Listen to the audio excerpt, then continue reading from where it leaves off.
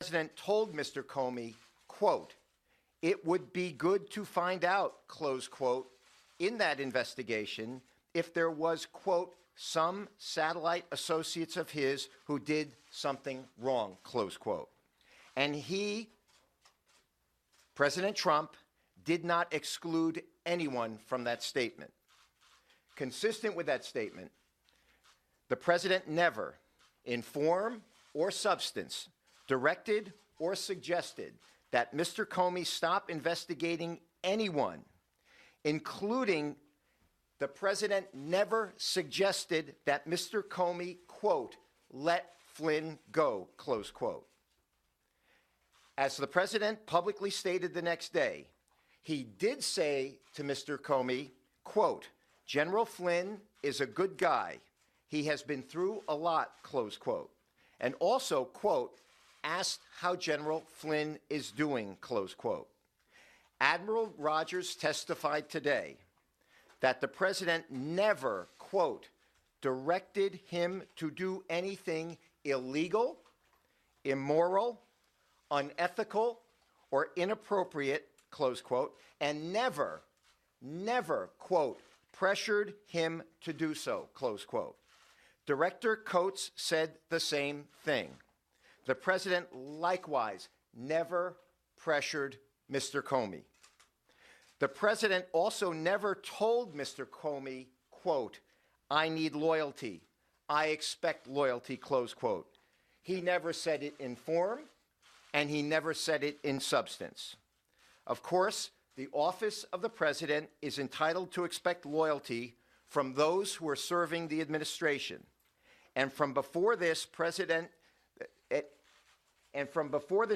took office to this day, it is overwhelmingly clear that there have been and continue to be those in government who are actively attempting to undermine this administration with selective and illegal leaks of classified information and privileged communications.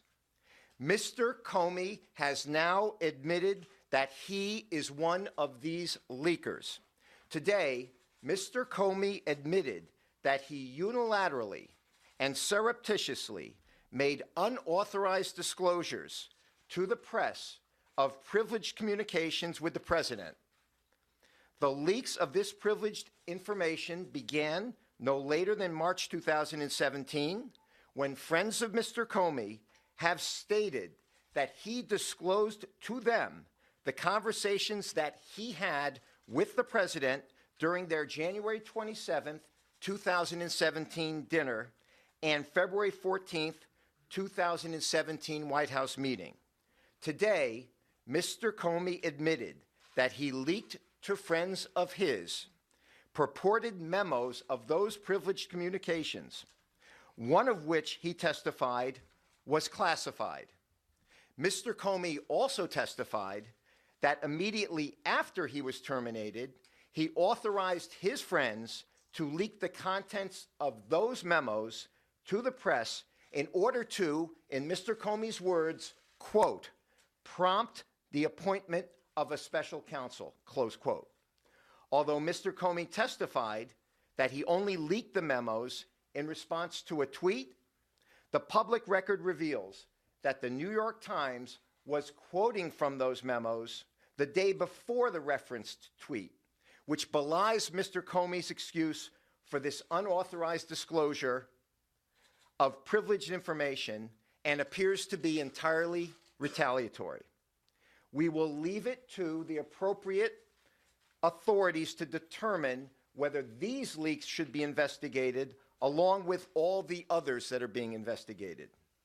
In sum, it is now established that the president was not being investigated for colluding with or attempting to obstruct any investigation. As the committee pointed out today, these important facts for the country to know are virtually the only facts that have not been leaked during the course of these events. As he said yesterday, the president feels completely vindicated and is eager to continue moving forward with his agenda, with the business of this country, and with this public cloud removed.